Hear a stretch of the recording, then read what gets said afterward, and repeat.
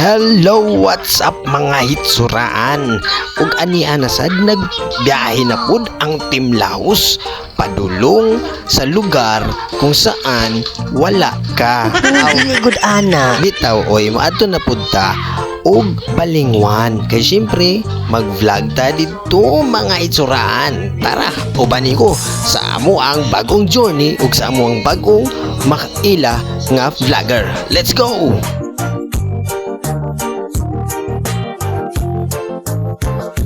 Ug kay pila raman ang mga minuto ug oras mga hitsuraan, andito na kami. Siyempre, nakarating na kami dito sa Balingwan.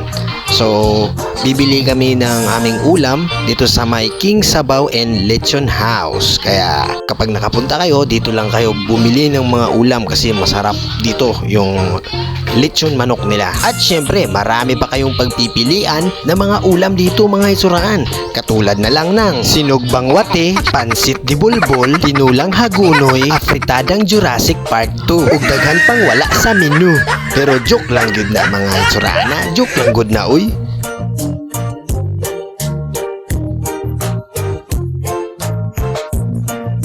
Maudi ay ni ang market diri sa Balingwan mga hitsuraan. O diba? At least nakasuroy na mo. Kung mananaw lang mo diri sa Kiahel TV. #Team Laos.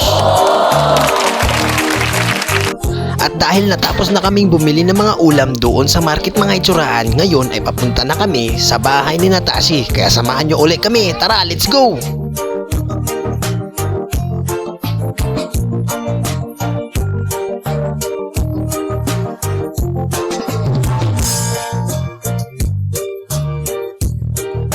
It's nice to be back mga hitsuraan. So aniya, kami ay dumating na ngayon at pababa na ako ng aming sinakyang limousine. Bakit walang red carpet dito? At kahit medyo mainit-init ang araw mga hitsuraan, ay todo poised pa rin tayo kasi nga naka-vlog tayo mga hitsuraan. Ganun kasi yun dapat eh. Pero bakit para akong dispatcher dito? At ito na mga hitsuraan, papasok na kami dito sa Eskinita papunta sa bahay ni Natashi.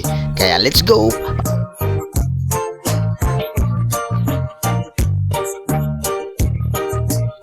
At pagkadating namin mismo dito sa bahay nila, ito muna, chill muna at saka relax kasi pagod pa sa biyahe. Kaya mamaya maraming pang ganap.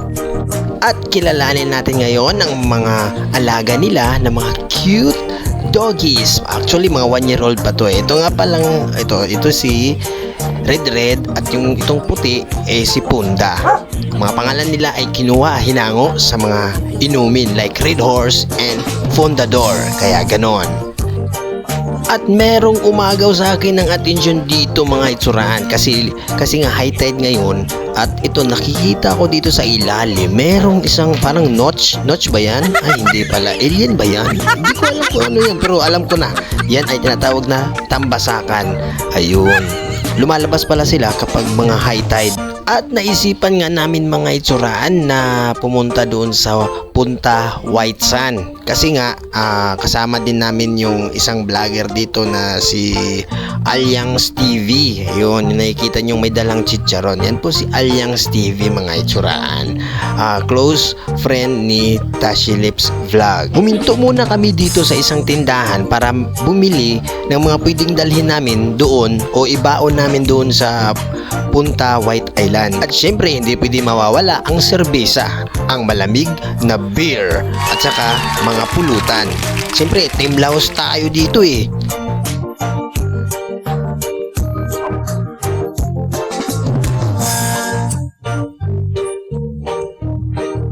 At syempre meron tayong kaunting paalala mga kaibigan. Beware of illegal drugs. Stay healthy and always be happy. Charot. Okay, proceed tayo sa lakaran mga hitsuraan. Papunta na tayo ngayon sa White Sand. Kaya tara na, samahan nyo kami sa aming paglalakad.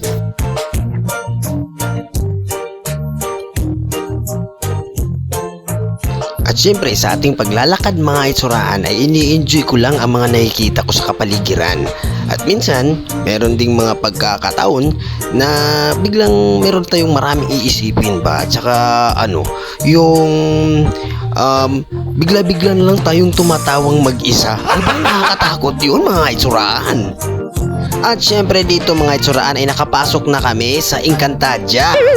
Di pala, nakapasok na kami dito sa parang kagubatan. Papuntang doon sa may unahan po niyan ay yung baybayin na po, yung tinatawag na Punta White Sand. Kaya tara, let's go, let's explore this. Wow, nabubulol pa ako ha.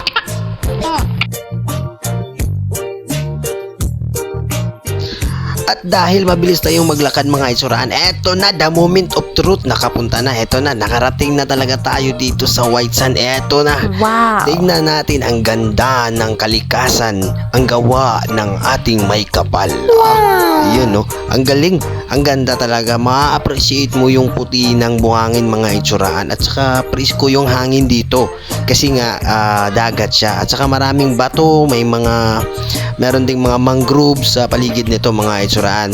Mamaya papatingin ko sa inyo. Ayan yung mga bato na yan malalaki yan mga itsuraan. Parang sinlaki ng pag-ibig ko sa kanya.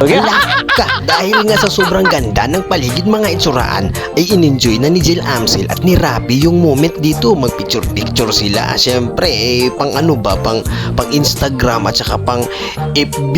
Ayun. At nandoon din si Alyang Stevie at saka si Tashi Lips Vlog mga itsuraan, ang mga kasamahan namin na vlogger dito sa Balingwan, ang member of Team Lahos.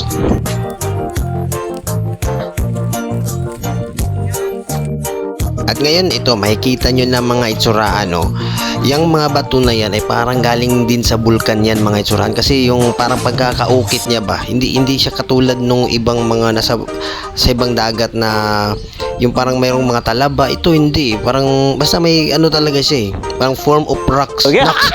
Kaya lagi natin timanaan mga itsuraan na always learn to appreciate our environmental resources.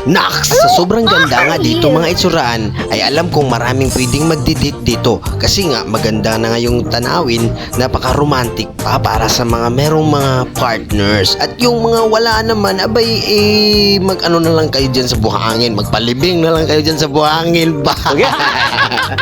At gaya ng sinabi ko mga itsuraan, ayan, malamig ang simoy ng hangin dito at preskong presko talaga. Makikita nyo naman dyan sa mga dahon parang parang lawis-wis ng kahapon. At dahil nga sa una pa lang ako nakapunta dito mga itsuraan at talagang na-amaze ako sa paligid at sa ganda ng kapaligiran, naglalakad-lakad ako mga itsuraan. At ito, marami akong mga nakikita talaga dito mga shells at mga ibang maraming mga mga itsuraan. Ano ba yung tawag dyan? Parang dahon-dahon ba? Ano ba yan? Bermuda grass ba ito ng tubig dagat? Mala-invento din tayo Pero hindi ko kasi alam kung anong tawag. Pero itong nakikita natin ngayon mga itsuraan, yan po ay invader ng dagat. Yan ay galing pa sa planetang Jupiter. Ay, invento ka naman. At syempre mga itsuraan, wag po tayong magtatapon ng basura sa karagatan, kasi po nakakasira po ng tanawin yan mga itsuraan. Okay? Wag po tayong magtatapon ng basura. Okay lang umihi at magpupo kasi kinakain naman ng isda yan. Ay, ganun. Siguro gawain mo yan, no? Ay, oo naman, syempre, for the go. At dahil sa sobrang puti ng buhangin mga itsuraan, ay para kaming nasa disyerto nito. Tingnan nyo naman, para na rin ako nakapunta ng Dubai. Dubai, bye, bye, bye.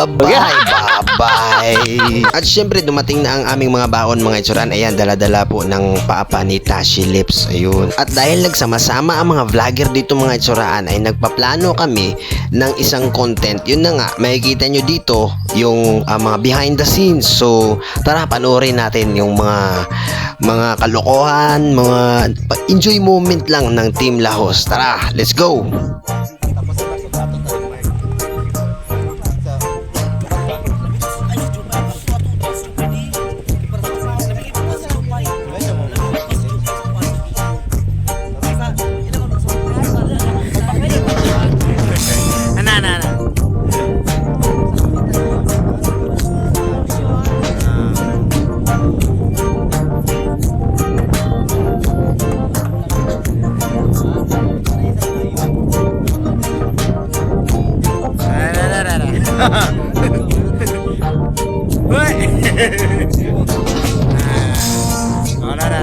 Sige. Saan pag. Oo.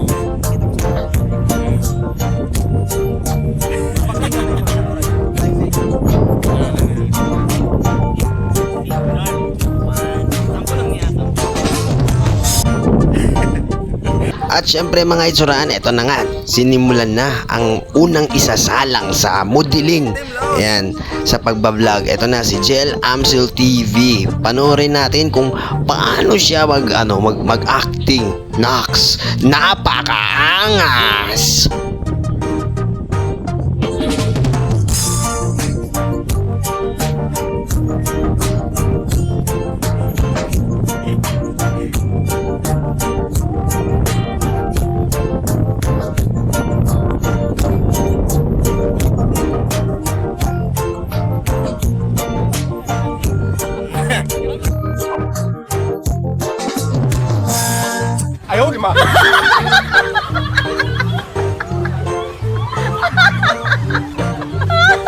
At dito naman mga itsuraan, si Tashi Lips naman ang isasalang. Kaya tara na, let's go for the go!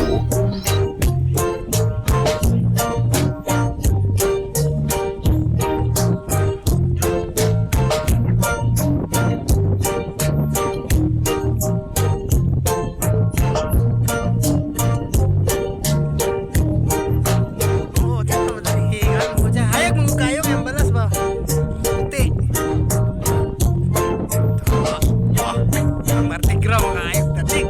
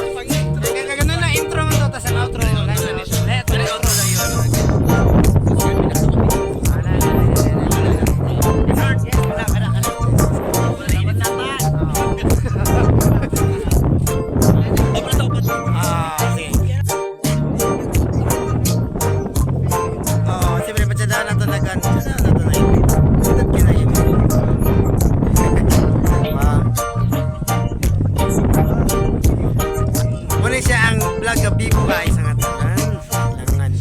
Siyempre Team Laos na good eh. Oh. So bagong member sa Team Laos, Alyang Stevie.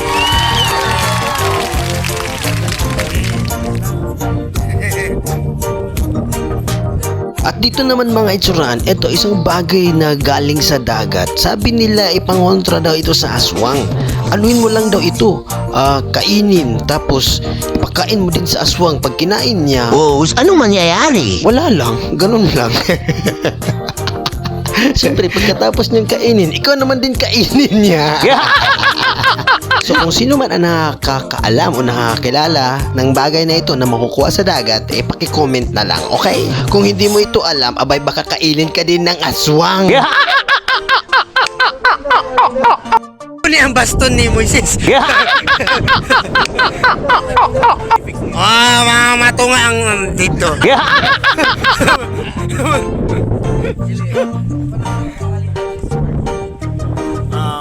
At siyempre, yung nakikita nyo ngayon mga itsuraan, yan ang tinatawag na Sipaka Island.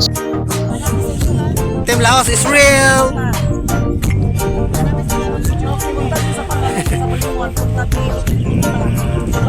Pumunta ka dito sa punta. Oh, oy. Kana pwede mo na yung balibol.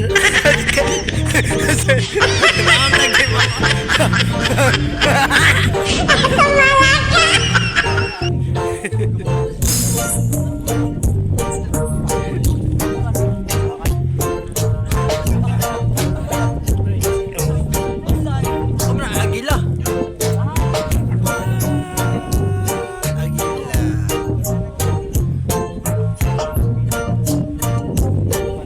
And shoutout nga pala kay Didi Mix Vlog.